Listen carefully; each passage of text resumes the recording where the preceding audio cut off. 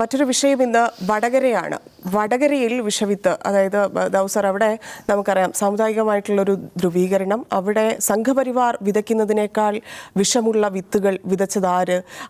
ഇപ്പോഴും വലിയ തർക്കം നടന്നുകൊണ്ടിരിക്കുന്നത് നമുക്കറിയാം. അത് കൂടുതൽ തെരഞ്ഞെടുപ്പിൻ്റെ സമയത്ത് ചർച്ചയായതിനേക്കാൾ തെരഞ്ഞെടുപ്പിന് ശേഷം അത് സംസാരിച്ചുകൊണ്ടിരിക്കുന്ന ഒരു സാഹചര്യമുണ്ട്. ഇനിയും അത് സംസാരിക്കണോ എന്നുള്ളതാണ്. വടകരയിൽ എന്തുകൊണ്ട് എല്ലാ കാലത്തും അതുണ്ട്, പക്ഷേ ഈ തെരഞ്ഞെടുപ്പ് കാലത്ത് അത് കുറച്ച് കൂടുതലായിരുന്നില്ലേ? അത് ആരാണോ പടച്ച് വിട്ട് തുടങ്ങിയത് അത് അവർക്ക് തന്നെയോ ഇല്ലെങ്കിൽ മറ്റുള്ളവർക്കോ ദോഷം ചെയ്യുന്ന, മനുഷ്യരിലേക്ക് അത് ബാധിക്കുന്ന തരത്തിലേക്ക് കാര്യങ്ങൾ മാറുന്നില്ലേ? നമുക്ക് ധന്യ പറഞ്ഞ മാതിരി വടകരയുടെ രാഷ്ട്രീയം നമ്മുടെ കേരളത്തിലെ പൊതുവായ രാഷ്ട്രീയത്തിൽ നിന്ന് അല്പം ഭിന്നമായിട്ടുള്ള ഒരു രാഷ്ട്രീയ അവസ്ഥ അവിടെ ഉണ്ട് എന്നുള്ളൊരു വസ്തുതയാണ്. വടകര എല്ലായിടത്തും ഉണ്ടെന്ന് പറയാൻ പറ്റില്ല. പ്രധാനമായും അവിടെയുള്ള ചില പ്രദേശങ്ങൾ, കുറ്റിയാടി, പിന്നെ നാദാപുരം, കൂത്തുപറമ്പിൻ്റെ ആ മേഖലകൾ, പാനൂർ മേഖലകളിലൊക്കെ അല്പം വ്യത്യസ്തമായുള്ളൊരു രാഷ്ട്രീയമാണ് അവിടെ ഉള്ളത്. എന്ന് വെച്ചിട്ടുണ്ടെങ്കിൽ മുസ്ലിം ലീഗ്, CPM, അതാണ് ഏറ്റവും പ്രധാനപ്പെട്ട രണ്ട് പ്രവർത്തനക്ഷമമായ രണ്ട് രാഷ്ട്രീയ പാർട്ടികൾ എന്ന് പറയുന്നത്. അതിൽ മുസ്ലിം ലീഗ് എന്ന് പറയുന്നത് സ്വാഭാവികമായിട്ടും മുസ്ലിം സമുദായത്തിൽപ്പെട്ടവരാണ് അതിൽ കൂടുതലുള്ളത്. CPIM എന്ന് പറയുന്നത് അത് പ്രധാനമായൊരു ഈഴവ പാർട്ടിയാണ്. അവിടുത്തെ ഭാഷയിൽ പറഞ്ഞാൽ തീയ പാർട്ടിയാണ്. അപ്പോൾ കാലങ്ങളായിട്ട് ആ നിലക്കാണ് അതിൻ്റെ ഒരു സംഘാടനം നടന്നിട്ടുള്ളത്. അപ്പോൾ 1957 ആദ്യത്തെ തെരഞ്ഞെടുപ്പ് നടക്കുന്നത്. ആദ്യത്തെ തെരഞ്ഞെടുപ്പിൽ CH കണാരനാണ് സ്ഥാനാർത്ഥി. അന്ന് CPM ഇല്ല, CPIയുടെ CH കണാരൻ. പിന്നീട് CPM ഉണ്ടായപ്പോൾ അതിൻ്റെ ആദ്യത്തെ സംസ്ഥാന സെക്രട്ടറി ആയിരുന്നു. അദ്ദേഹം ആ പ്രദേശത്തുകാരാണ്, അഴിയൂർക്കാരനാണ് അദ്ദേഹം. അഴിയൂർ എന്ന മാഹിക്കടുത്തുള്ള സ്ഥലമാണ്. അന്നത്തെ തെരഞ്ഞെടുപ്പിനെ കുറിച്ച് എഴുതിയിട്ടുള്ള ആളുകൾ എഴുതിയൊരു കാര്യമുണ്ട്. പിന്നെ ഒരു ദിവസം നോക്കുമ്പോൾ രാവിലെ ഈ പ്രദേശങ്ങളിൽ ഭൂരിപക്ഷ പ്രദേശങ്ങളിൽ ഒരു പോസ്റ്റർ പ്രത്യക്ഷപ്പെടുകയാണ്.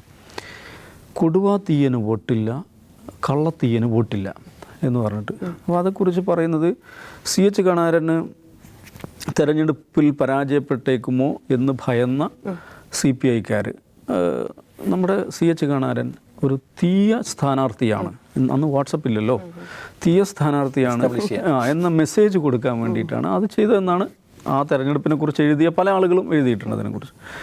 അപ്പോൾ CH കണാരൻ ജയിക്കുന്നു. അദ്ദേഹം നിയമസഭയിലെ വളരെ ഗംഭീര പെർഫോമൻസ് ആയിരുന്നു. നിയമസഭയിലെ പ്രധാനപ്പെട്ട CPIയുടെ ഒരു സാമാജികനായിരുന്നു അദ്ദേഹം. അപ്പോൾ അന്ന് മുതൽ അതുണ്ട്, അവിടെ ഉണ്ട്.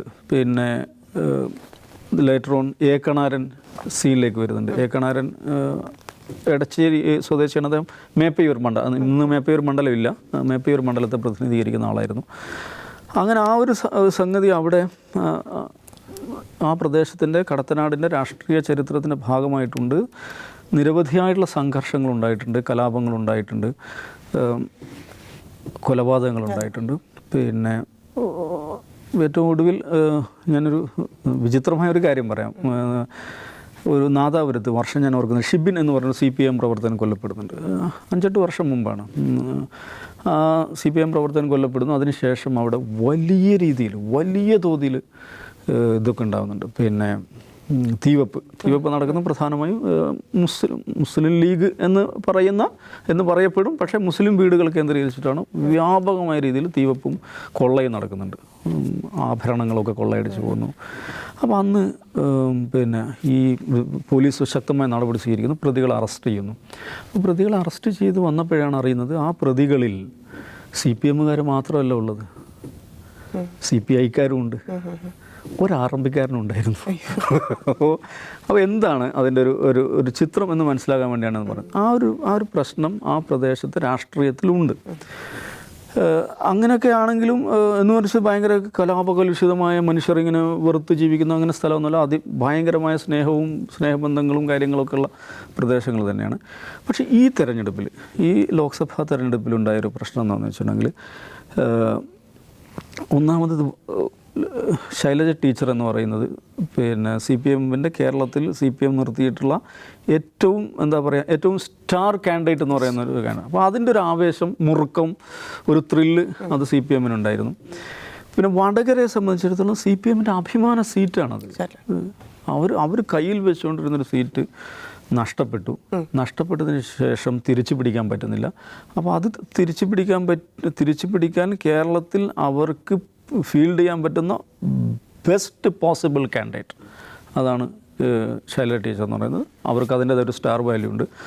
ആ ഒരു ഇതിൽ നിൽക്കുമ്പോഴാണ് മുരളീധരൻ, നേരത്തെ അവിടെ ഉണ്ടായിരുന്ന MP ആയിരുന്ന മുരളീധരനാണ് ചിത്രത്തിലുള്ളത്. പെട്ടെന്ന് മാർച്ച് 8-ാം തീയതി മുരളീധരൻ മാറുന്നു, ഷാഫി വരുന്നു. അപ്പോൾ ഷാഫിയുടെ വരവ് ഒരർത്ഥത്തിൽ ഒരു സർജിക്കൽ സ്ട്രൈക്ക് എന്ന് പറയാവുന്ന ഒരു ഇതായിരുന്നു. ആ ഷാഫിയുടെ വരവ് തന്നെ ഒരു സീനായി മാറി, വലിയൊരു ഇവൻ്റായി മാറി. ഷാഫി വരുന്നിടത്തൊക്കെ അത് നമ്മൾ അതിനെ എത്ര വില കുറച്ച് കണ്ടിട്ട് കാര്യമില്ല, ഷാഫിക്ക് എന്തോ ഒരു മാജിക് ഉണ്ടായിരുന്നു. വരുന്നിടത്തൊക്കെ ജനം വ്യാപകമായി തടിച്ചു കൂടിയിട്ടുണ്ട്. അർദ്ധരാത്രിയിൽ വരെ ഷാഫിയെ കാണാൻ വേണ്ടി വൻ ജനക്കൂട്ടം, അതും സ്ത്രീകളും ചെറുപ്പക്കാരും അടങ്ങുന്ന വൻ ജനക്കൂട്ടം എല്ലായിടത്തും തടിച്ചു കൂടുന്ന ഒരു സംഗതി ഉണ്ടായി. അപ്പോൾ ഞാൻ മുമ്പ് പലതവണ ഈ ഔട്ട് ഓഫ് തന്നെ പറഞ്ഞിട്ടുണ്ട്, ഏറ്റവും മികച്ച തെരഞ്ഞെടുപ്പ് വിഷ്വൽസ് കിട്ടാൻ വടകരയിലേക്ക് പോകും എന്ന് പറയാവുന്ന കൊട്ടിക്കലാശം. അതിന് ഓരോ ചെറു കവലയിലെ മീറ്റിങ്ങുകൾ വരെ വലിയ ഇവൻറ്റുകളായി മാറും. കേരളത്തിലെ ഏറ്റവും സ്പെക്ടാക്കുലർ ഫൈറ്റ് എന്ന് പറയാവുന്ന ഒരു ഇത് വന്നു. അപ്പോൾ നേരത്തെ ഞാൻ പറഞ്ഞല്ലോ, നേരത്തെ തന്നെ അവിടുത്തെ രാഷ്ട്രീയത്തിൽ ഇങ്ങനെയുള്ള ചില എലമെൻറ്റ്സ് ഉണ്ടാവുകയും ഈ പറയുന്ന ഫൈറ്റ് അതിൻ്റെ മുറുക്കത്തിലേക്ക് വരികയൊക്കെ ചെയ്യുമ്പോൾ പല നിലക്കുള്ള നമ്പറുകൾ എല്ലാവരും എടുക്കുന്നുണ്ട്. അപ്പോൾ അതിങ്ങനെ പോയി ഒരു നിലവാരത്തിനപ്പുറത്തേക്ക് അത്. എൻ്റെ ഒരു സംശയം ചോദിക്കട്ടെ, അങ്ങനെ ബെസ്റ്റ് ആയിട്ടുള്ള 2 കാൻഡിഡേറ്റ്സ് ആയിരുന്നെങ്കിൽ ഈ ചീട്ട് അവിടെ എടുക്കേണ്ട കാര്യം പോലുമില്ല. അപ്പോൾ CPM-നെ സംബന്ധിച്ച് അത്രയും സ്ട്രോങ് ആയിട്ടുള്ളവർക്ക്, അത്രയും ധൈര്യമുള്ളൊരു കാൻഡിഡേറ്റ് ആയിരുന്നെങ്കിൽ എന്തിനായിരുന്നു ആ ഒരു ചീട്ട് അവസാനം എടുത്തത്? അതെന്ന് വെച്ചാൽ അത് ആ മുറുക്കത്തിൽ സംഭവിക്കുന്നു. ഞാനൊരു കാര്യം പറയാം. മാർച്ച് 8-ാം തീയതിയാണ് മുരളിയല്ല ഷാഫിയാണ്, മുരളി തൃശ്ശൂരാണ് മത്സരിക്കുന്നത്, വടകരയിൽ ഷാഫിയാണ് എന്നുള്ള പ്രഖ്യാപനം വരുന്നത്. മാർച്ച് 11-ന് അജീഷ് കൈതക്കൽ എന്ന് പറഞ്ഞിട്ടൊരു ഹാൻഡിൽ, DYFIയുടെ മുൻ സംസ്ഥാന കമ്മിറ്റി അംഗമാണ്, പേരാമ്പ്രക്കാരാണ്. പുള്ളി ഒരു ഫേസ്ബുക്ക് പോസ്റ്റ് എടുക്കുന്നുണ്ട്. ആ ഫേസ്ബുക്ക് പോസ്റ്റിൽ പറയുന്നതെന്ന് വെച്ചാൽ അയാൾക്കെതിരെ കേസ് എടുത്തിട്ടുണ്ട്, 153 കേസ് എടുത്തിട്ടുണ്ട്. അയാൾ പറയുന്നത് വെച്ചാൽ ഷാഫി എന്ന് പറയുന്ന ഒരു പേരുകാരൻ ഇവിടെ വന്നിറങ്ങിയിട്ടുണ്ട്. ആ പ്രയോഗം ശ്രദ്ധിക്കണം. ഷാഫി DYFIയുടെ സ്റ്റേറ്റ് കമ്മിറ്റി മെമ്പറായിരുന്ന ആളാണ് കേട്ടോ. ഷാഫി എന്ന് പറയുന്ന ഒരു പേരുകാരൻ ഇവിടെ വന്നിറങ്ങിയിട്ടുണ്ട്. ഞങ്ങൾക്കൊരു പണിയും എടുക്കണ്ട, ഒരു പണിയും എടുക്കാതെ ശൈലജ ടീച്ചറെ 2 ലക്ഷത്തിൽ പരം വോട്ടിന് വിജയിപ്പിക്കാൻ ഞങ്ങൾക്ക് സാധിക്കും. ആ പറഞ്ഞതിൻ്റെ അർത്ഥം എന്താണ്? നോക്കൂ, അതിലുപയോഗിക്കുന്ന വാക്കുകൾ ശ്രദ്ധിക്കുക. അപ്പോൾ ഈ നിലക്കുള്ള ഒരു ടോൺ അതിൻ്റെ തുടക്കം മുതൽ ഈ ഷാഫിയുടെ വരവോടുകൂടി അവിടെ ഉണ്ടാകുന്നുണ്ട്. നമുക്ക് നേരത്തെ മുസ്ലിം ലീഗ് കോൺഗ്രസിനേക്കാൾ സജീവമായി മുസ്ലിം ലീഗ് ഫീൽഡിൽ ഉണ്ടായിരുന്നു. കോൺഗ്രസ് കൊടിയേക്കാൾ മുസ്ലിം ലീഗ് കൊടിയാണ് ഉണ്ടായിരുന്നത്. KMCCയുടെ ഫ്ലക്സുകളാണ് നമുക്ക് ഏറ്റവും കൂടുതൽ വടകരയിൽ പോയാൽ കാണാൻ പറ്റുക. അപ്പോൾ ഇത് മുരളീധരൻ ഉള്ളപ്പോഴും മുസ്ലിം ലീഗുകാർ തന്നെയാണ് അവിടെ ഫീൽഡിൽ പണിയെടുത്തത്. അപ്പോൾ അപ്പോഴില്ലാത്തൊരു പ്രശ്നം, ഷാഫി എന്ന് പറയുന്ന പേരുകാരൻ എന്തിനാണ് ഒരു DYFI സ്റ്റേറ്റ് കമ്മിറ്റി മെമ്പർ പ്രയോഗിച്ചത്? അപ്പോൾ അങ്ങനൊരു പേരുകാരൻ വരുമ്പോൾ ഞങ്ങൾക്ക് പണിയെടുക്കാതെ 2 ലക്ഷത്തിൽ പരം ഭൂരിപക്ഷം ലഭിക്കും എന്ന് പറയുന്നു. അപ്പോൾ ഇതൊക്കെ അതിൻ്റെ ടൊണാലിറ്റി, അതാണ് ഞാൻ പറയുന്നത്. ഒരു മോശം ടോൺ ഇതിന് തുടക്കം മുതൽ തന്നെ കൊണ്ടുവരുന്നതിൽ ഘടകമായിട്ടുണ്ട്. നമ്മൾ ഔട്ട് ഓഫ് ഫോക്കസ് തന്നെ ചർച്ച ചെയ്ത കാര്യമുണ്ട്. ഇപ്പം വാട്സപ്പിലൂടെ നടക്കുന്ന, നമ്മൾ പുറമേ കാണുന്ന പ്രചാരണങ്ങളല്ലല്ലോ വാട്സപ്പിലൂടെ നടക്കുന്ന. ശൈലജ ടീച്ചറുമായി ബന്ധപ്പെട്ട് ഈ സ്വഭാവത്തിൽ അവരെ മുസ്ലിം വിരുദ്ധയാണ് എന്ന് സ്ഥാപിക്കാനുള്ള പ്രചാരണങ്ങൾ നടന്നിട്ടുണ്ട്. അപ്പോൾ ഞാൻ തന്നെ മുമ്പ് പറഞ്ഞൊരു വീഡിയോ, പ്രവാചകൻ്റെ കാലത്തുള്ള പ്രശ്നങ്ങളെക്കുറിച്ച് അവർ പറയുന്നു. അപ്പോൾ ആ പറയുന്ന എന്തൊരു സെമിനാറിലോ മറ്റോ പ്രസംഗിക്കുകയാണ്. അതിൻ്റെ ഒടുവിൽ അവർ പറയുന്നുണ്ട്, ഈ പ്രശ്നം ഇതിനെതിരെ സംസാരിച്ച് വന്നയാളാണ്, ഇതിനെതിരെ ശബ്ദിച്ച ആളാണ് പ്രവാചകൻ എന്നാണ് അവർ പറയുന്നത്. ആ പോയിൻ്റാണ് അവർ ബിൽഡ് ചെയ്ത് കൊണ്ടുവരുന്നത്. പക്ഷേ അതിൻ്റെ അവസാനത്തെ ആ ഭാഗം അങ്ങ് മാറ്റി. അപ്പോൾ ഇത് മാത്രം വരുമ്പോൾ എന്താണ്, അത് കേൾക്കുന്ന ഒരാൾക്ക് എന്താണ് തോന്നുക? ശൈലജ ടീച്ചർ പ്രവാചകനെ മോശമാക്കി സംസാരിച്ചു. ഇങ്ങനത് പോയിട്ടുണ്ട്. പിന്നെ ശൈലജ ടീച്ചറുടെ ഈ ഇത് വരുന്നു, അശ്ലീല വീഡിയോ എന്ന് പറയുന്നത് വരുന്നു. അതിൽ നിന്ന് അവർ പിന്നോട്ട് പോകുന്നു. അത് ഉണ്ടാക്കിയ മുറുക്കങ്ങളുണ്ട്. അത് ഞാൻ പറയുന്നത് ഇലക്ഷൻ ക്യാമ്പയിനിൽ ശൈലജ ടീച്ചർക്ക് ഏറ്റവും തിരിച്ചടി, CPM-ന് ഏറ്റവും തിരിച്ചടി ഉണ്ടാക്കിയൊരു സംഭവം അതായിരുന്നു. വ്യാജമായ ഒരു ആരോപണം ഉന്നയിച്ചു, അനാവശ്യമായൊരു വിവാദം ഉണ്ടാക്കി എന്ന ഒരു സംഗതി അവിടെ ഉണ്ടായിട്ടുണ്ട്. പക്ഷെ അതിനെല്ലാം കടത്തിവെട്ടുന്ന രീതിയിൽ അവസാനം വന്നിട്ടുള്ള കാര്യം ഇതാണ്. ഈ കാഫിറായ ശൈലജ ടീച്ചർക്ക് വോട്ട് ചെയ്യരുത്. അത് CPM-ൻ്റെ ഒരു വ്യാജ സൃഷ്ടിയാണെന്നേ സാമാന്യ ബുദ്ധിയുള്ള ആളുകൾ വിചാരിക്കുള്ളൂ. അതിൻ്റെ കാരണം എന്ന് വെച്ചാൽ, ഒന്ന് മുസ്ലിങ്ങൾക്ക് ഭൂരിപക്ഷമുള്ള മണ്ഡലമല്ല വടകര. അപ്പോൾ അങ്ങനെയുള്ളൊരു മണ്ഡലത്തിൽ കാഫിറായ ശൈലജയ്ക്ക് വോട്ട് ചെയ്യരുത് എന്നൊരു പ്രചാരണം ആരെങ്കിലും നടത്തുന്നുണ്ടെങ്കിൽ അത് ആർക്കാണ് ഗുണം ചെയ്യുക? അത് ഷാഫിക്കല്ലല്ലോ ഗുണം ചെയ്യുക, ഷൈല ടീച്ചറെ ഗുണം. പിന്നെ രണ്ടാമത്തത്, ഒരു സാമാന്യ രീതിയിലൊരു മുസ്ലിം പ്രയോഗിക്കുന്ന പ്രയോഗമല്ല കാഫിറായ എന്നൊരാൾ. അങ്ങനെ ആരെങ്കിലും ഒരു മുസ്ലിങ്ങളുടെ ഒരു സാമാന്യ ജീവിതത്തിൽ വാട്സപ്പ് ഗ്രൂപ്പിലൊക്കെ വരുന്ന പ്രയോഗങ്ങൾ എന്താണ്? സാമാന്യ ജീവിതത്തിൽ വരുന്ന പ്രയോഗങ്ങളായിരിക്കുമല്ലോ. അങ്ങനെ ഒരു പ്രയോഗം സാധാരണത്തിൽ മുസ്ലിം നടത്താറില്ല. ഇനി അങ്ങനെ എന്താണ് നെടുമ്പ്രൻ എന്ന് പറഞ്ഞത്, എന്താ പറഞ്ഞൊരു മുസ്ലിം യൂത്ത് ലീഗിൻ്റെ ഇതിൽ വന്നു. അപ്പോൾ അവർ പറയുന്നത് ഞങ്ങൾക്ക് അങ്ങനെ ഗ്രൂപ്പേ ഇല്ല, ആരുടെ പേരിലാണോ സ്ക്രീൻഷോട്ട് വന്നത് അയാൾ പോലീസിൽ കംപ്ലയിൻറ്റ് കൊടുത്തിട്ടുണ്ട്, ഇലക്ഷൻ കമ്മീഷനിൽ കംപ്ലയിൻറ്റ് കൊടുത്തിട്ടുണ്ട്. പക്ഷേ അത് വളരെ പ്രധാനപ്പെട്ട ഒരു പ്രചാരണ ആയുധമായി ഫേക്ക് സ്ക്രീൻഷോട്ടാണ് എന്ന് ആരോപിക്കപ്പെടുകയും പോലീസിൽ പരാതി പോവുകയും അങ്ങേയറ്റത്തെ മോശം ലക്ഷ്യങ്ങളുള്ള ഒരു സ്ക്രീൻഷോട്ട് അത് ഈ തെരഞ്ഞെടുപ്പ് പ്രചാരണത്തിൻ്റെ അവസാന ഘട്ടത്തിൽ അതുമ്മൽ CPM കേന്ദ്രീകരിക്കുകയും അത് വളരെ പ്രധാനപ്പെട്ട ഒരു പ്രചാരണായുധമാക്കുകയും തെരഞ്ഞെടുപ്പിന് ശേഷവും അതേക്കുറിച്ച് തന്നെ സംസാരിച്ചു കൊണ്ടിരിക്കുകയും ചെയ്യുന്നത് അപകടകരമായിട്ടുള്ള കളിയാണ്. പ്രത്യേകിച്ച് വടകര പോലുള്ളൊരു മണ്ഡലത്തിൽ ആ ഒരു വ്യാജം എന്നാരോപിക്കപ്പെട്ട, യുക്തിപൂർവ്വം ആലോചിച്ചാൽ അങ്ങനെ തന്നെ തോന്നുന്ന ഒരു സ്ക്രീൻഷോട്ട് വെച്ച് അതിനെ കേന്ദ്രീകരിച്ചാണ് CPM അതിൻ്റെ രാഷ്ട്രീയം മുന്നോട്ട് കൊണ്ടുപോകുന്നെങ്കിൽ അത് അപകടകരമായ കളിയാണ്. ഇപ്പോൾ നോക്കൂ, വടകരയിൽ ഇന്നലെ DYFIയുടെ പൊതുയോഗം നടന്നു. ഷാഫി എന്താണ് കൊടും വിഷമാണ് എന്ന് റഹീം വന്ന് പ്രസംഗിക്കുന്നത്. അങ്ങനെ അതൊക്കെ ഒരു റെസ്പോൺസിബിൾ പൊളിറ്റിക്സിൽ പ്രയോഗിക്കാൻ പാടുണ്ടോ എന്ന് ചോദിച്ചാൽ അങ്ങനെ ചെയ്യാൻ പാടില്ലായിരുന്നു. അങ്ങനെ ഒരു പ്രയോഗം റഹീമിനെ പോലെ ഒരാൾ നടത്തരുതെന്ന് തന്നെയാണ് എൻ്റെ അഭിപ്രായം. മറ്റന്നാൾ LDFൻ്റെ പൊതുയോഗം വരുന്നുണ്ട്, കോൺഗ്രസിൻ്റെ പൊതുയോഗം വരുന്നുണ്ട്. തെരഞ്ഞെടുപ്പിന് ശേഷവും ഇതിങ്ങനെ കത്തി നിൽക്കുകയാണ്. ഇത് മൊത്തത്തിൽ തന്നെ അന്തരീക്ഷം വഷളാക്കുന്ന ഒരു സംഗതിയാണ്. വടകരയുടെ കാര്യത്തിൽ ഇത് ഒരു പക്ഷേ കൂടുതൽ ഗുരുതരമായൊരു സാഹചര്യത്തിലേക്ക് പോകും. പിന്നെ CPM, ഞാൻ ആവർത്തിച്ച് പറയുകയാണ്, CPM ആ സ്ക്രീൻഷോട്ട് വെച്ചിട്ടാണ് CPMൻ്റെ ഈ രാഷ്ട്രീയം മുന്നോട്ട് കൊണ്ടുപോകാൻ അവർ ഉദ്ദേശിക്കുന്നതെങ്കിൽ അതിന് വേറെയും ഒരുപാട് മാനങ്ങൾ വരും. എന്താണെന്ന് ചോദിച്ചാൽ, വടകരയിൽ എന്താ സംഭവിച്ചത്? കേരളത്തിലെ കോൺഗ്രസിൻ്റെ സ്ഥാനാർത്ഥി ലിസ്റ്റിൽ ഉള്ള ഒരേ ഒരു മുസ്ലിമാണ് ഷാഫി എന്ന് പറയുന്നത്. കേരളത്തിൽ BJPക്കും കോൺഗ്രസിനും ഒരേ ഒരു മുസ്ലിം കാൻഡിഡേറ്റുള്ളൂ നമ്മൾ മനസ്സിലാക്കണം. അപ്പോൾ അവിടെ ഒരു മുസ്ലിങ്ങൾക്ക് ഭൂരിപക്ഷമില്ലാത്ത ഒരു മണ്ഡലത്തിൽ ഒരു മുസ്ലിം സ്ഥാനാർത്ഥിയെ പ്ലേസ് ചെയ്താൽ ഇങ്ങനെയൊക്കെ ആയിരിക്കും സംഭവിക്കുക എന്ന മെസ്സേജാണ് CPM ഇതിലൂടെ കൊടുക്കുന്നത് എന്ന് വ്യാഖ്യാനിക്കുവാൻ അത് നിശ്ചയമായും കാരണമാകും. അത് പ്രത്യേകിച്ച് മുസ്ലിം സമൂഹത്തിലേക്ക് സ്വാധീനം വർദ്ധിപ്പിക്കാൻ ശ്രമിക്കുന്ന CPM അത് അവരുടെ ഒരു രാഷ്ട്രീയ പദ്ധതിയാണെങ്കിൽ അവർ ഇപ്പോൾ ചെയ്തുകൊണ്ടിരിക്കുന്നത് ആന മണ്ടത്തരമാണെന്ന് ഞാൻ അതിനെക്കുറിച്ച് പറയുന്നു. ദാവൂദ് സർ പറഞ്ഞ പോലെ നിഷാദ്, ഇവർക്ക് ഒരു ഉത്തരവാദിത്വം എന്തായാലും വേണം പൊളിറ്റിക്സിൽ. അതായത് അത് കുറച്ച് കൂടുതലാണ് മറ്റ് മേഖലകളെ അപേക്ഷിച്ച്. പക്ഷേ ഇവിടെ ഇപ്പോൾ ഈ വർഗീയ വിരുദ്ധ പരിപാടികൾ സംഘടിപ്പിക്കുക ഇല്ലെങ്കിൽ അതിനുള്ള മത്സരമാണ്. തെരഞ്ഞെടുപ്പിന് ശേഷം ഇവർ അടുത്ത മത്സരത്തിലേക്ക് കടന്നത് ഈ പരിപാടി സംഘടിപ്പിക്കലാണ്. അത് ആന മണ്ടത്തരം, നേരത്തെ ഉപയോഗിച്ച വാക്കിന് ആന മണ്ടത്തരമായിട്ടല്ലേ തോന്നുന്നത്? ഇവരാരോടാണ് ഇത് പറയാൻ പോകുന്നത്, ഏത് മനുഷ്യരോടാണ് പറയാൻ പോകുന്നത് എന്നുള്ളതെങ്കിലും ചിന്തിക്കേണ്ടതില്ലേ? അല്ല, ഒന്നാമത്തെ കാര്യം എനിക്ക് മനസ്സിലാവുന്നില്ല എന്തിനാണ് CPM തെരഞ്ഞെടുപ്പിന് ശേഷവും ഇങ്ങനെ ഒരു സംഗതി എടുത്ത് അതിനുവേണ്ടി കൂടുതൽ പ്രയത്നിക്കുന്നത് എന്തിനാണെന്ന് പിടികിട്ടുന്നില്ല.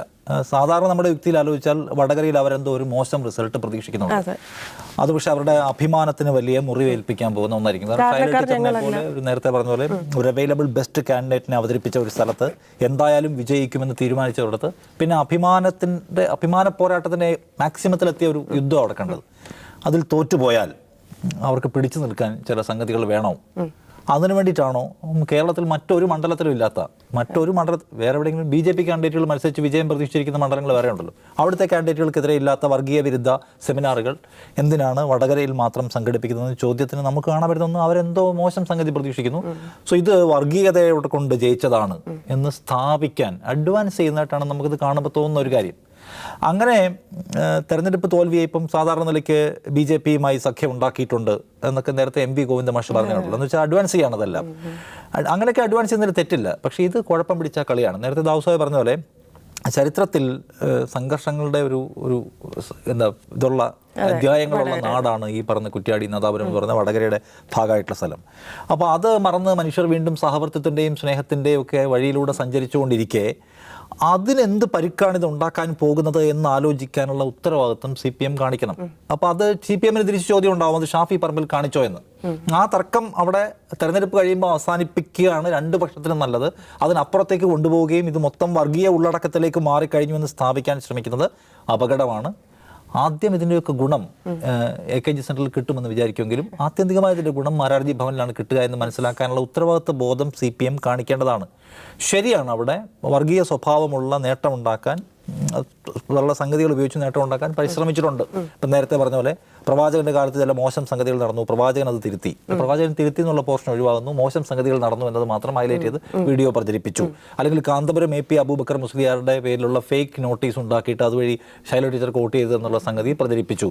എന്ന് മാത്രമല്ല, മുസ്ലിങ്ങളെല്ലാവരും തീവ്രവാദികളാണോ എന്ന് ചോദിക്കുന്നതിനകത്ത് ഒരു ഭാഗം കട്ട് ചെയ്ത് മുസ്ലിങ്ങൾ തീവ്രവാദികളാണെന്ന് ടീച്ചർ പറഞ്ഞു എന്നൊക്കെ പ്രചരിപ്പിച്ചു. ഇതിനകത്തൊക്കെ മുസ്ലിം ലീഗുകാരുടെ ഒരു താല്പര്യം പ്രകടമാണ്. അത് പ്രചരിച്ച ഗ്രൂപ്പുകൾ സ്ക്രീൻഷോട്ട് എടുത്ത് നോക്കിയാൽ അതെല്ലാം മുസ്ലിം ലീഗുകാർ പ്രചരിപ്പിച്ചതാണ്. ആ സംഗതി തെറ്റില്ല. അത് ഷംസീർ മത്സരിക്കുന്ന കാലഘട്ടത്തിൽ ഷംസീർ പറയുന്നുണ്ട്, ഞാൻ മത്സരിക്കുന്ന സമയത്ത് എൻ്റെ ഉപ്പയും ഉമ്മയും ഹജ്ജിന് പോകാൻ തീരുമാനിച്ചപ്പോൾ ഞാൻ പാസ്പോർട്ട് എടുത്ത് മാറ്റി വെച്ചു എന്ന് പ്രചരിപ്പിച്ചു എന്ന്. പിന്നെ വേറൊന്ന്, ഞാൻ ജയരാജൻ്റെ മോളെയാണ് കല്യാണം കഴിച്ചിരിക്കുന്നത്, അതും അല്ലെങ്കിൽ എൻ്റെ ഉപ്പയുടെ മയ്യത്ത് നമസ്കാരം ഞാൻ നമസ്കരിക്കാതെ മാറിയിരുന്നു, എൻ്റെ ഉപ്പ ഇവിടെ ഇരിപ്പുണ്ട് എന്നൊക്കെ ഷംസീർ പ്രസംഗിക്കുന്ന വീഡിയോ ഉണ്ട്. അപ്പോൾ എല്ലാ കാലത്തും അവിടെ ലീഗുകാർ ഇത്തരം ചില പണികൾ ഒപ്പിക്കുന്നത് നമ്മൾ കണ്ടിട്ടുണ്ട്. പക്ഷേ ഇത് അതിന്മേലല്ല നടക്കുന്നത്. ഈ വീഡിയോ കട്ട് ചെയ്ത് പ്രചരിപ്പിച്ചതിന്മേലല്ല CPM 3 അവസാനത്തെ ഈ വാട്സാപ്പ് ചാറ്റിൻ്റെ സ്ക്രീൻഷോട്ടിലാണ്. അത് ഒറ്റ നോട്ടത്തിൽ ഫേക്കാണ്. അത് ഒരർത്ഥത്തിലും ഞാൻ സംശയിക്കുന്നേ ഇല്ല, അത് ഫേക്കായി ഉണ്ടാക്കിയ ഒന്നാണ്. ആ ഫേക്കായി ഉണ്ടാക്കിയ സ്ക്രീൻഷോട്ടിനെ മുൻനിർത്തിക്കൊണ്ട് വടകരയിൽ വലിയ തോതിലുള്ള വർഗീയമായ പോളറൈസേഷൻ ഷാഫി നടത്തി. അങ്ങനെയാണ് ഷാഫി ജയിച്ചത് എന്ന സിദ്ധാന്തം ഉണ്ടാക്കുകയും അത് സ്ഥാപിക്കാൻ ശ്രമിക്കുകയും ചെയ്യുന്നത് ആത്യന്തികമായി വലിയ അപകടം വിളിച്ചുകൊണ്ട് വരും. അപ്പോൾ CPM അങ്ങനെ നിരുത്തരവാദപരമായ പല കളികളും കളിക്കുന്നത്, പല ഇടപെടലും നമ്മൾ കാണുന്നത്. ഇപ്പോൾ ഈരാറ്റുപേട്ടയിലും പാലയിലേക്ക് പോയാൽ അവിടെ വേറെ ചില പണികൾ, ഒരു മുസ്ലിം വിരുദ്ധ അന്തരീക്ഷം ഉണ്ടാക്കാനുള്ള പരിശ്രമം അവിടെ നിന്നുള്ള ചില ഫ്രിഞ്ച് എലമെൻസിൻ്റെ ഭാഗത്തുനിന്നുണ്ടായി നമ്മൾ കാണുന്നുണ്ട്. ആ ഫ്രിഞ്ച് എലമെൻസിന് വേറെ ചില തലതൊട്ടപ്പന്മാരും ഉണ്ട്. അവിടെയും ഈ തരത്തിലുള്ള ഒരു നമുക്ക് നൈമിഷികാനുകൂല്യം നേടിയെടുക്കാനുള്ള ഒരു സമീപനം പലപ്പോഴും CPMൻ്റെ ഭാഗത്തുനിന്ന് കാണുന്നുണ്ട്. അപ്പോൾ അതുകൊണ്ട് ഇതൊക്കെ ആത്യന്തികമായി, ഞാൻ പറഞ്ഞത് നൈമിഷികാനുകൂല്യമേ കിട്ടൂ, ആത്യന്തികമായി ഇതൊക്കെ വിനാശമായിരിക്കും കൊണ്ടുവരിക എന്ന കാര്യം ഓർക്കാനുള്ള ബാധ്യത മതനിരപേക്ഷമായ കേരളത്തിൻ്റെ നിലനിൽപ്പിൽ ഞങ്ങൾക്ക് സവിശേഷമായ ഉത്തരവാദിത്വമുണ്ട് എന്ന് എപ്പോഴും പ്രസംഗിക്കുന്ന CPM ആ കാര്യത്തിൽ വിശാലമായ സമീപനം എടുക്കേണ്ടതുണ്ട്. അതുകൊണ്ട് മുസ്ലിം ലീഗിൻ്റെ അവിടുത്തെ പ്രവർത്തകരും നേതാക്കളും ലോക്കൽ ലീഡേഴ്സ് എല്ലാവരും പൂർണ്ണാർത്ഥത്തിൽ കുറ്റവിമുക്തരാണ്. അവരൊരു ക്രൈമും ചെയ്തിട്ടില്ല, അവർ നിരുത്തരവാദപരമായി പെരുമാറിയിട്ടില്ല എന്ന് ഞാൻ പറയുന്നില്ല. അവരും എങ്ങനെയൊക്കെ വോട്ട് നേടാമോ അതിൻ്റെ അങ്ങേയറ്റം പോയിട്ടുണ്ട്. അത് ഒരു നിലയ്ക്കും ആശാസ്യകരമായ കാര്യമല്ല. കേരളം ഒരു നാട്ടിൽ ഏറ്റവും മികച്ച ജനാധിപത്യ മൂല്യങ്ങളെ മുൻനിർത്തിക്കൊണ്ടുള്ള തെരഞ്ഞെടുപ്പ് ആശയങ്ങൾ മാത്രമേ വരാൻ പാടുള്ളൂ. അതിനപ്പുറത്തേക്ക് പോകുന്ന ലീഗുകാർക്കും വീഴ്ച പറ്റിയിട്ടുള്ളതായി തർക്കമില്ല. അപ്പോൾ അതിനെ പരമാവധിയിൽ പ്രയോജനപ്പെടുത്തി കളയാം എന്ന് CPM വിചാരിക്കുന്നത് അബദ്ധമായിരിക്കും എന്നാണ് ഞാൻ വിചാരിക്കുന്നത്.